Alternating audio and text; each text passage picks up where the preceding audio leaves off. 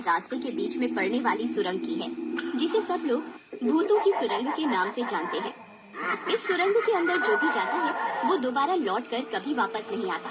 एक दिन राकेश नाम का एक आदमी अपनी बूढ़ी माँ और पत्नी के साथ गर्मी की छुट्टियों में तिरुवनंतपुरम घूमने जा रहा होता है। जिंदगी एक सफर है सुहाना, यहाँ कल क्या हो किसने जाना, हो यहाँ कल क्या हो किसने जाना। सब गाने गा रहे होते हैं। तभी राकेश को ऐसा लगता है जैसे उसने अपनी कार के सामने से किसी को भागते हुए देखा, जिसे देखकर राकेश अचानक जोर से कार के ब्रेक मारता है। क्या हुआ, इतनी जोर से ब्रेक क्यों लगाए? मुझे ऐसा लगा जैसे सामने कोई है, मैं एक बार चेक कर लेता हूँ। ऐसा बोलकर राकेश कार से नीचे उतरता है और सुरंग की तरफ जाकर इधर उधर देखता है, पर उसे वहाँ कोई भी दिखाई नहीं देता। जिसके बाद वह कार में जाकर बैठ जाता है और कार को सुरंग के अंदर ले जाता है। सुरंग के अंदर घुसते ही राकेश को सामने का सब कुछ दिखना बंद हो जाता है, जिसकी वजह से राकेश कार वहीं रोक देता है। ये सब क्या है, कुछ दिखाई क्यों नहीं दे रहा? यही मैं भी सोच रहा हूँ, सुरंग का दूसरा हिस्सा भी नहीं दिख रहा। तभी उन्हें वहाँ किसी के हंसने की आवाज सुनाई देती है, जिसे सुनकर सब बहुत डर जाते हैं। मानते नहीं तुम लोग, आ जाते हो यहाँ मरने। भूती को अपने सामने देखकर राकेश का पूरा परिवार बहुत डर जाता है और इसी वजह से वे अपने आप को कार के अंदर लॉक कर लेते हैं, पर इससे कोई फर्क नहीं पड़ता और वह भूत भूतनी का जोड़ा उन सबको मार देता है। इन्हें तुमने क्यों मारा? ये मेरे हिस्से के लोग थे, मेरा गुस्सा शांत नहीं हुआ। It's my choice. भूत की बात सुनकर भूती गुस्से में वहाँ से गायब हो जाती है। जिसके बाद बहुत दिन बीत जाते हैं, लेकिन उनकी सुरंग में कोई भी इंसान नहीं आता, जिस वजह से उस भूतिया पति पत्नी के जोड़े की नोक-झोंक बढ़ जाती है। अगर और एक दिन यहाँ कोई इंसान नहीं आया जिसे मारकर मैं अपना गुस्सा शांत कर पाऊँ, तो तुम्हारे लिए मुझसे बुरा कोई नहीं होगा। वैसे भी कोई नहीं है, मुझे नहीं रहना यहाँ। ये दुनिया के बिग बॉस, मुझे नहीं रहना यहाँ, मुझे बाहर निकालो। तुम्हारा मेरे साथ 7 जन्म का कॉन्ट्रैक्ट है, जिसकी मंजूरी उसी बिग बॉस ने दी थी। अब इसमें वो भी तुम्हारी कोई मदद नहीं कर सकता। जहाँ एक तरफ भूतिया पति पत्नी के इस जोड़े की लड़ाई और नोकझोंक चल रही होती है, वहीं दूसरी तरफ इनसे बिल्कुल अलग पति पत्नी का जोड़ा गीता और शेखर, जो एक दूसरे से बहुत प्यार करते हैं, उसी सुरंग की तरफ बढ़ रहे होते हैं। मुझे अभी तक समझ नहीं आया कि प्रेगनेंसी के समय ही तुम्हें ये इंडिया का रोड ट्रिप क्यों करना था। पता है ना ये सब कितना रिस्की है। डर के आगे जीत है, और हमारे बच्चे को ऐसा नहीं लगना चाहिए कि उसके मम्मी पापा अकेले ही रोड ट्रिप कराए। तुम ऐसे लॉजिक कहाँ से लाते हो? बस तुम्हारे चेहरे पर हंसी लाने के लिए अपने आप निकल आते हैं। ऐसी ही बातें करते हुए, गाने सुनते हुए और बीच बीच में किसी न किसी जगह आराम करते हुए गीता और शेखर अपनी इंडिया के रोड ट्रिप का आधा सफर पूरा करते हुए केरल पहुंच जाते हैं। इसके बाद तिरुवनंतपुरम जाना है, जिसके लिए कुछ घंटे बिना रुके ड्राइव करना होगा, इसलिए आज यहीं आराम कर लेते हैं। शेखर की बात मानते हुए वे दोनों एक रात केरल में ही आराम करते हैं और अगली सुबह तिरुवनंतपुरम जाने के लिए अपनी कार लेकर भूतों की सुरंग वाले रास्ते पर निकल जाते हैं। इस वक्त गीता कार ड्राइव कर रही होती है और शेखर उसके साथ बैठकर गाने बदल रहा होता है। सुरंग के पास पहुंचते ही उनकी कार अपने आप रुक जाती है। क्या हुआ, कार क्यों रोकी? मैंने नहीं रोकी, अपने आप रुक गई।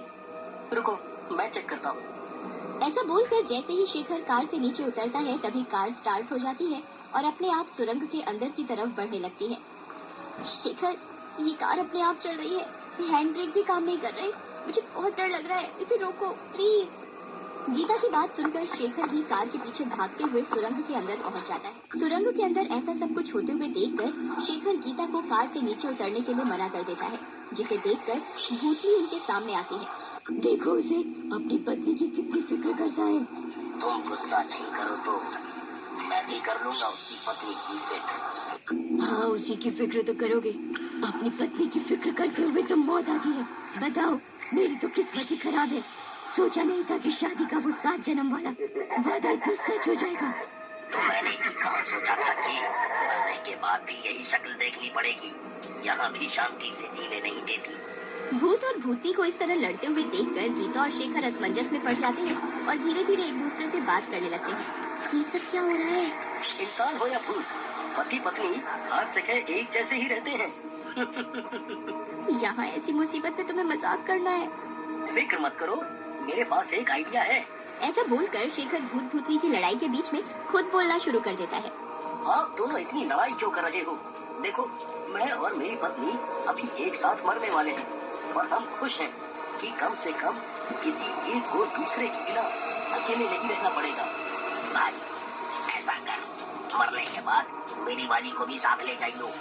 पर एक बार आप उनकी बात तो सुनिए, गुस्सा पूरी तरह बाहर आ जाएगा तो प्यार अपने आप बढ़ जाएगा। इसने कभी सुनी है मेरी बात जो आप सुनेगा? अगर सुनी होती तो आज हम जिंदा होते। ऐसा बोलते हुए भूतनी गुस्से में कार के बोनेट से उठ खड़ी होती है और शेखर को हवा में लटका देती है। मुझे गुस्सा आ रहा है, अपनी पत्नी को कार से बाहर निकाल, नहीं तो उसे वहीं मार दूंगी। नहीं नहीं, प्लीज उसे मत मारो, मुझे मार दो। नहीं, आप उन्हें कुछ मत करिए, मैं बाहर आती हूँ। इसके बाद गीता जैसे ही कार से बाहर निकलती है तो उसे देखते ही अचानक भूतनी का गुस्सा शांत हो जाता है और वो शेखर को छोड़ देती है। तुम प्रेग्नेंट हो? आज से कुछ 7 साल पहले हमें पता चला था कि मेरी पत्नी प्रेग्नेंट है। हम बहुत खुश थे, इसलिए एक लॉन्ग ड्राइव पर निकले थे। हमारे बीच ऐसी नोक-झोंक हमेशा से ही होती आई है और उस दिन कार में भी वही हुआ, जिस वजह से मेरी पत्नी ने गुस्से में अपनी सीट बेल्ट खोल दी। जिसके बाद हम दोनों के बीच सीट बेल्ट को लेकर बातें बातें। मैं उसे सीट बेल्ट लगाने के लिए बोल रहा था पर वो नहीं मान रही थी, इसलिए मैं खुद ही उसकी बेल्ट लगाने के लिए जैसे ही उसकी तरफ मुड़ा, तभी कार इस सुरंग के अंदर आई। अचानक अंधेरा होने की वजह से मुझे सामने का कुछ नहीं दिखा और हमारी कार वहाँ खड़े लोहे के सरियों से भरे एक ट्रक से जाकर टकरा गई। बेल्ट न लगी होने की वजह से मैं सामने वाले शीशे से बाहर सरियों के ऊपर जाकर गिरी, जिससे वो मेरे अंदर घुस गए और वही कार के अंदर बैठे हुए एक सरिया इनके गले के भी पार हो गया और इस तरह हम दोनों के साथ हमारी वजह से हमारे बच्चे की भी मृत्यु हो गई। बस तभी से हम एक साथ इस सुरंग में फंस गए, पर हमारी लड़ाई और नोक-झोंक तब भी कम नहीं हुई। हम आज भी हर रोज लड़ाई करते और फिर जब कोई इंसान यहाँ आता तो हम दोनों ही अपने गुस्से को शांत करने के लिए उसे मार देते हैं। पर हम तुम्हें नहीं मारेंगे, हमारा नहीं तो तुम्हारा बच्चा ही सही दुनिया में जरूर आना चाहिए।